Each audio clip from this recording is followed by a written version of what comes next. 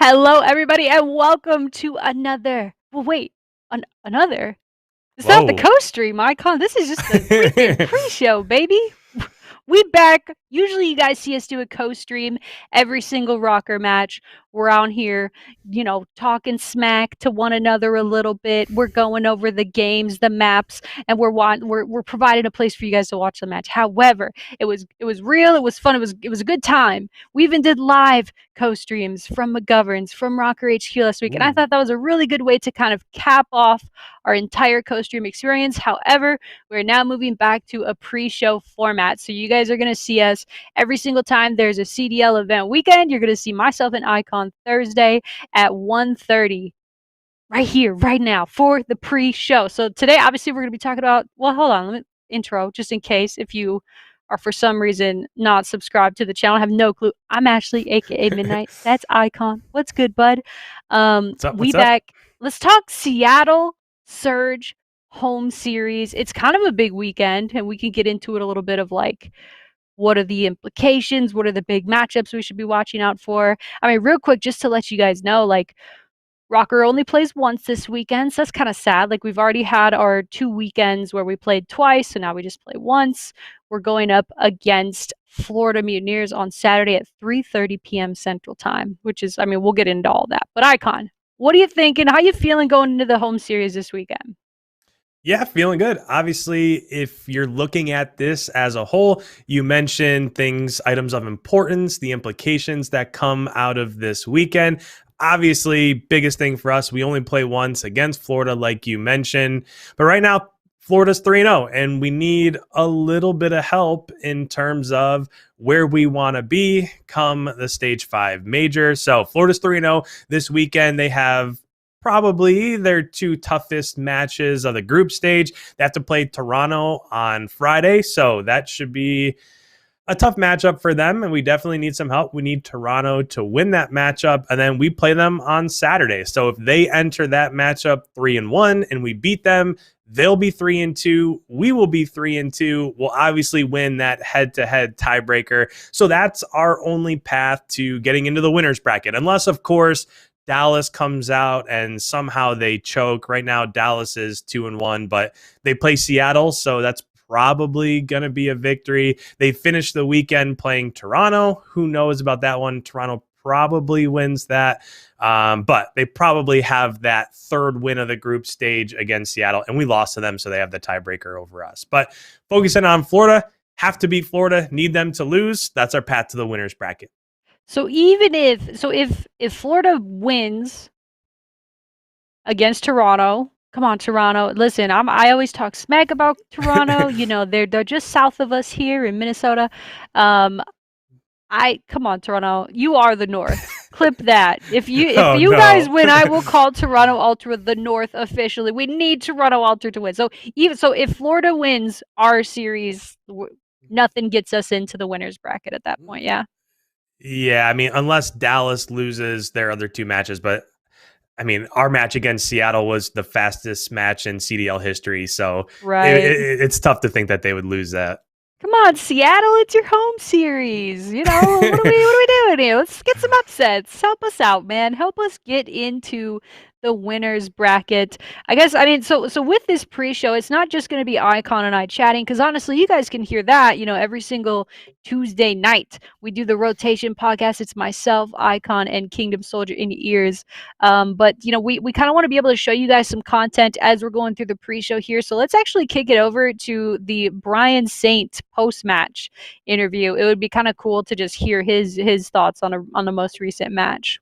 What's going to be the focus of the team heading into week 3 of stage? We're joined by Coach Brian Saintt after a 3-1 loss to cap off the Minnesota home series. Brian, you guys went 1-1 this weekend. What did you see from the team that you liked and what needs improvement? S&D definitely looks improved, which is a plus, but we're making some horrible mistakes in these respawns, especially the control today against Dallas.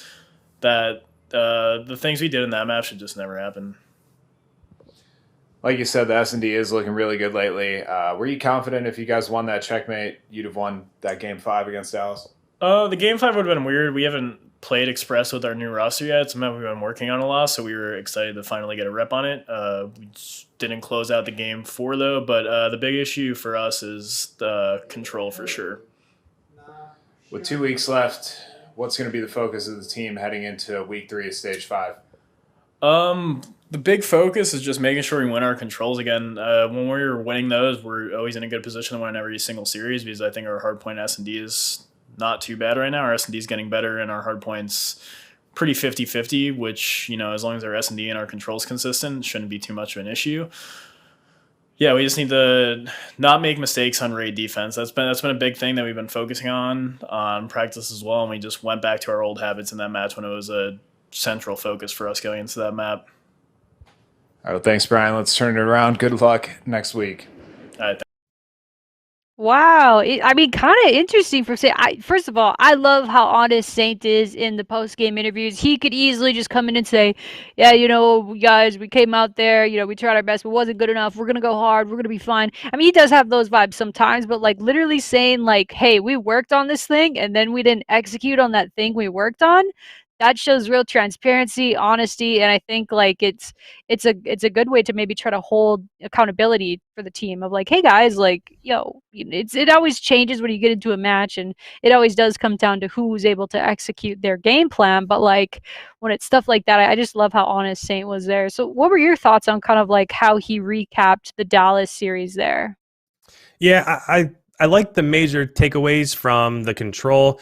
Obviously, we had a little bit of a slip up on offense there where Standy made it into that B control point and then mantled up onto the edge. Had he not done that, probably won that offense. And then you couple that with the next defense, it would have been 2-2 going into round 5. And that's a map that easily could have went in our favor, could have put us up 2-1.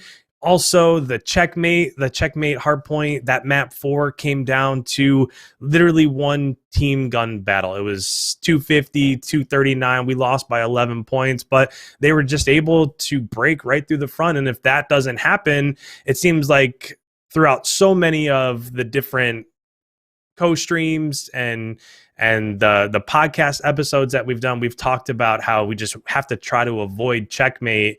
But that's one of the best hardpoint teams in the game, and we were one team wipe away from winning that. I mean, it very easily, if you just take away the one team wipe and Standy mantling, that could have been a 3-1 victory. We'd be in a totally different situation right now when you're talking about group play heading into the stage 5 major. So yeah, I mean, there were some small mistakes here and there, like he mentioned, but at this point in the game, you can't be making those small mistakes if you want to beat the Dallas, the Torontos, the Atlanta, the Optics of the world.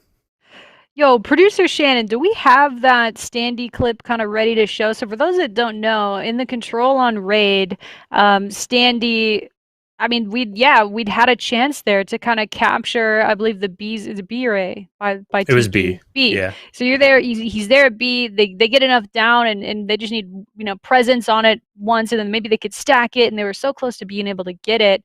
But he actually, I don't know if he accidentally mantled or if he didn't know that mantling would take his foot. I mean, it's kind of like the opposite of the floor is lava. So if we have the clip, we can roll it. Otherwise, we can just...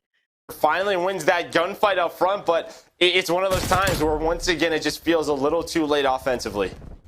Well, there's just always a second guy there. It feels like they finally get one down, but there's another guy, Water Steps, that picks it up, and they're immediately back into the blender.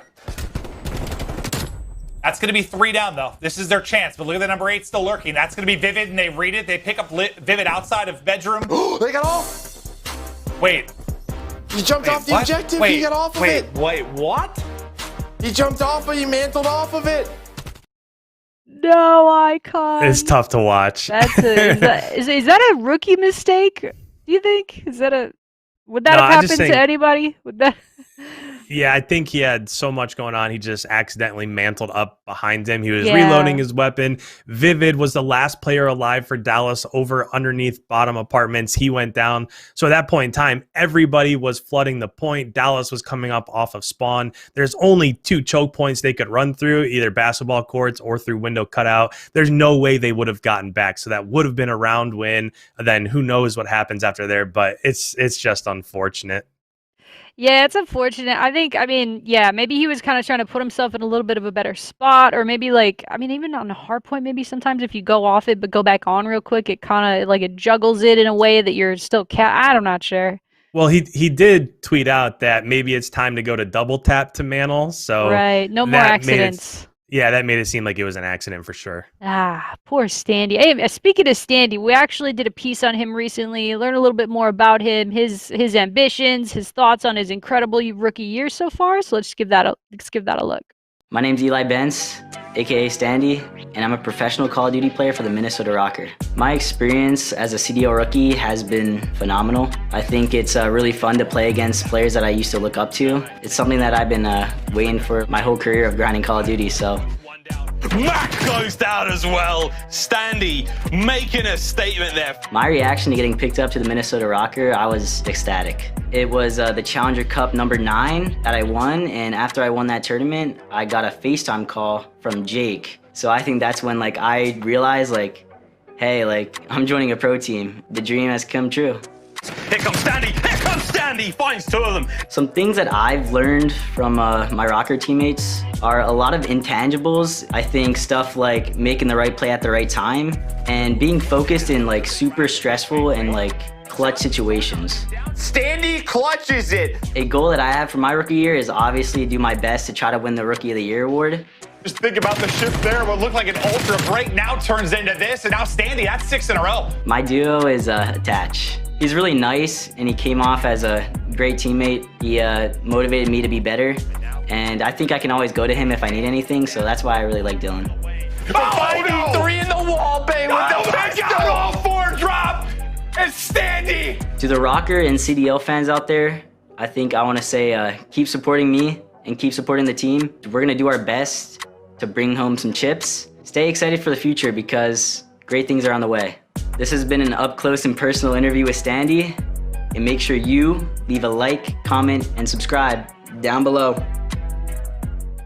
Tell him, Eli. Tell him. Leave the like, leave the comment, subscribe. Man, a little bit of retrospective there, just to kind of like look back at the craziness that was Minnesota RØKKR home series. Obviously, Standy. I mean, the poor guy. He jumped off the point. But hey, I think he's still, for what's worth, having an amazing year. And I love the hype at the end there. Like, he's here to win. He wants to win. He wants to bring chips to Minnesota. And that's music to my ears. I'm born and raised here. So let's freaking go. It's Minnesota up in here, as Gary Vee would say. Kind of looking ahead at this weekend, let's talk a little bit about, like, what are the big matchups and just, yeah, I mean, we already kind of went through, like, what does RØKKR need to do to secure winner's bracket for Stage 5 majors, but are there any other big matchups this weekend at the Seattle home series that you're looking out for?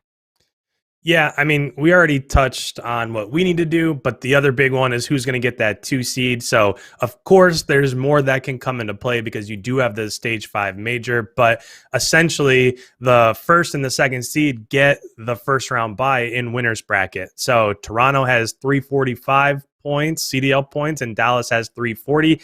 So, that could very well come down to who wins that match on Sunday between the two of them. Also, big one is who's going to get that 6th seed. So 7th and 8th seed starts in loser's bracket. So if you're looking at us, of course, that match with Florida is super important because even though they are 20 CDL points behind us, I don't think that they're going to beat Toronto. But if they do on Friday, that would put them within 10 points. And then we would have that matchup against them. So if they beat us, we would be tied. They would obviously, if that happens, they're going to start in winner's bracket. So they would already have a head start based on going into that Stage 5 major and where they end up. So a lot of this right now that I'm looking at is just based off of who's going to set themselves up in the best way possible for champs when it comes to being in the 2 seed, being in the 6 seed, making sure you're not starting in losers. Yeah, absolutely. I mean, there's a lot of pressure right now because, as you said, 6th seed for champs, winners bracket, 7th and 8th for champs, losers bracket. I mean, and it's a little confusing because you have Stage 5, which is separate from champs, guys. This weekend could indicate winners or losers bracket for RØKKR for Stage 5 as well. So it's all about, I mean, long story long. We need to win so we get more points, and we need Florida to lose or Dallas to lose a lot for us to make winners at stage 5 majors. But if you're not aware, if you make it into the winners bracket at stage 5 majors, I believe even if you bounce out of there 0-2, you still get some sort of pointage from that event, which would ultimately help us in the climb for, or I guess to maintain our spot in the top 6 right now, because LA Thieves and Florida Mutineers, they are biting at our heels, man. It's kind of crazy to watch. You know what was pretty crazy, Icon? Oh no. You knew I was gonna bring it up, dude. Oh, I feel a little bad because, like, I promise, guys, I'm not as sore of a loser and winner as I seem, but I have to, bro. So if you guys don't know, on the Rotation podcast, we've been tracking our predictions all year. So you get points for getting the correct team, predicted. You get points for having the correct map count, and you get extra points if there's an upset. And I was a little opportunistic last week. I picked Optic to beat FaZe, and I actually gave some pretty sound reasoning. Although my reasoning did contradict something else I said about FaZe in the very same episode. We're not gonna let's just go over the clip, the infamous like crystal ball midnight method here of me picking Optic to win versus FaZe. Atlanta FaZe versus Chicago Optic. All right, I'm gonna do something I'm probably gonna regret here. All right, part of it is my homerdom for Optic. Shout out Green Wall. All right. And part, like, if FaZe is, they've qualified for champs like in October, dude. All right. They've got the first seed. They're trying out new maps, and Optic's feeling themselves a little bit. And when that team starts to feel themselves, you could say that there could be an upset. I got Chicago Optic 3-2 upset alert. I'm probably not correct. I mean, the stats are not in my favor, but hey, crazier things have happened. Optic over FaZe. Gosh, it's a hard call. Again, I'm not in danger of winning or losing or anything. I'm stuck in third here, so I'm going to call the upset, and it would be great for the game. To be honest, it would be great for the major. If Optic beats FaZe, viewership will go like so. Yes, for the storylines, for the good of the culture. I've always said COD runs on green batteries, and I think they're going to come through this time. So I'm going to say 3-2. I think I know my favorite part of our prediction section is when we predict against what IKON thinks, and he's just shaking his head like, "What the hell are you guys talking about?" He's going crazy over there. He's like, "Come on!" Like, touche, he is in the lead. All right, I'll say that IKON, you guys, the experts, let's see it. You guys are lost in the sauce. There's no chance that Atlanta's going to lose to Optic. It's not going to happen. I could see Atlanta toying with their map pool against LA Thieves. They are not going to go out and play some random hard point, some random control against Optic. They're going to come out to prove a point. They have Optic dangling in front of them like a little mouse, and they're going to keep it that way.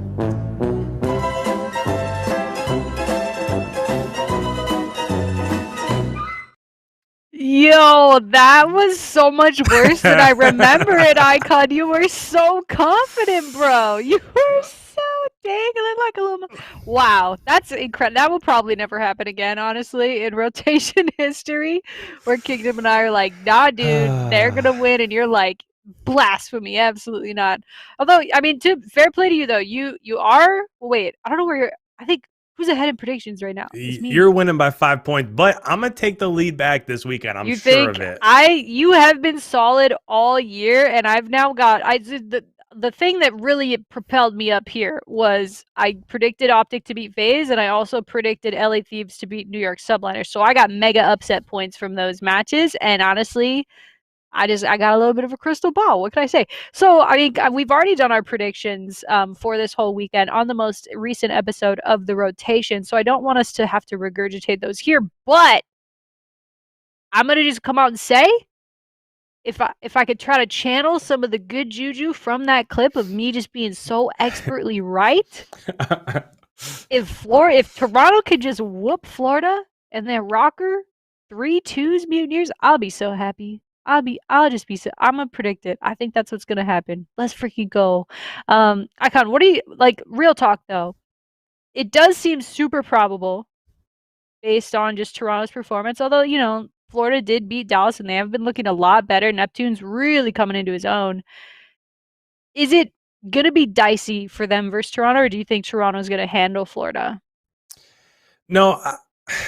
So anytime anybody plays Florida, the biggest thing is you have to match up with Awakening and Skies. If you let them take over, it's really tough to beat them because they open up lanes, and then now all of a sudden Neptune when he's on, Havoc when he's on, like they can be really nasty. They can slay if they're feeling themselves, and if they're playing really well, they can slay with any SMG duo out there outside of maybe the guys over at Atlanta. So when it comes to beating Florida, you have to show up from the flex and main AR position, and that's also the strength of Toronto's team. So in that matchup, I just think that Insight and Cammy are two of the top 5 or 6 players in the league. I mean, definitely when it comes to main AR, they have that's really the move to bring in Insight is what set them on the path that they're currently on. Like they were playing well when Methods was there, but they bring in Insight, and then all of a sudden they're the only team that can match in, match out, compete with Atlanta. So I think in that matchup,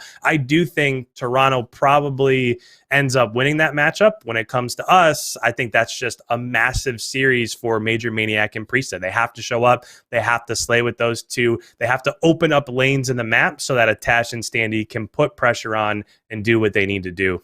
Yeah, it ain't gonna be easy, man. Look, so that's actually obviously the most important match to watch this weekend is RØKKR versus Florida on at 3:30 on Saturday. However, it may not be as important as the Florida versus Ultra. Sorry, I'm the biggest fan of Ultra. I can't believe I forget their name. I'm their biggest fan right now. So I think they play tomorrow at 2 Central, Friday 2 Central. Ultra versus Mutineers. Let's go, Toronto Ultra. Squirrels as frick, or whatever their thing is.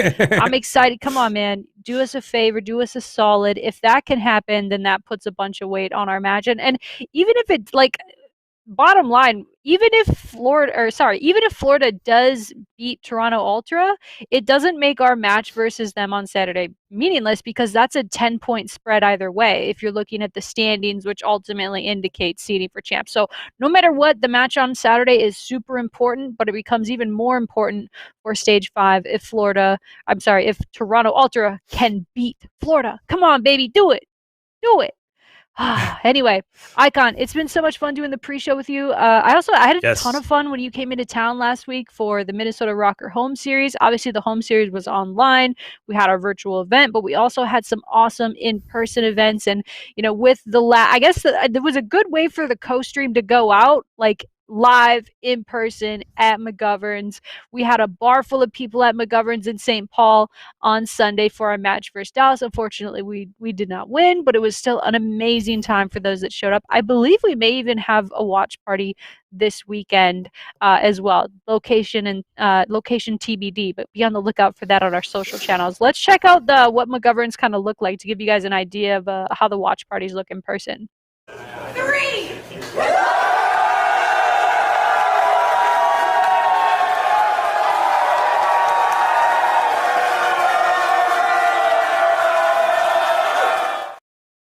Hey, they were turning up, baby. We definitely didn't count to 3 and have them cheer. That was definitely not in the clip. We did. I mean, hey, though, they genuinely though, IKON, you were there, and you guys even saw on the co-stream. You could see the crowd behind us. You could hear them actually on the co-stream. They were getting hyped, dude. Yep. Even without us counting them up like that. So it was so awesome. They were chanting "Let's go RØKKR."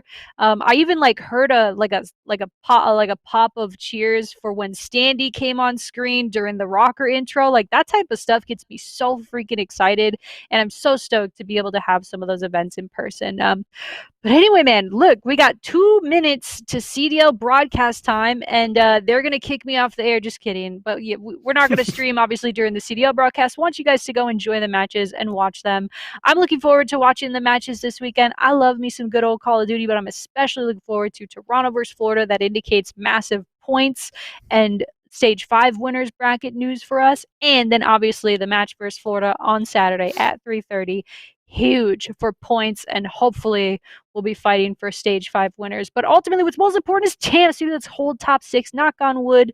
Let's go. Look, I'm all rockered out. How could they let me down? How could they? IKON, any party thoughts here before we go? Nope, just looking forward to the matches. I think this first match that we're going to see here today, New York versus Paris, this is one where I actually picked Paris. You picked New York, so this could very easily swing the tide in terms of our prediction points. Yeah.